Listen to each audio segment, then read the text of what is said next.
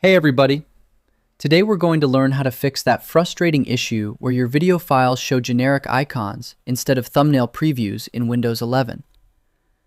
This usually happens because of a corrupted cache or a specific performance setting that Windows toggles off to save resources, but we can force those previews back in under 2 minutes. First, open File Explorer and click the 3 dots at the end of the top menu bar, then select Options. In the window that pops up, click the View tab.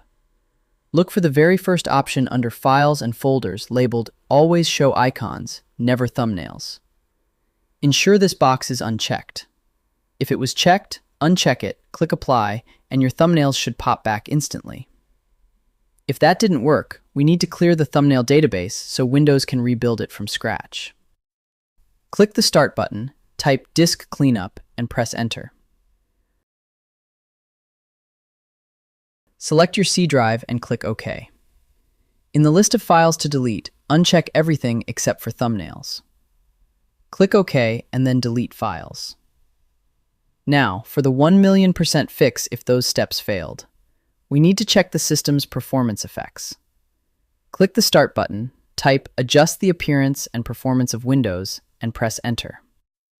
In the Visual Effects tab, ensure the box for Show Thumbnails instead of Icons is checked. If you have Adjust for Best Performance selected, this box is automatically unchecked, which kills all video previews globally. And that's it.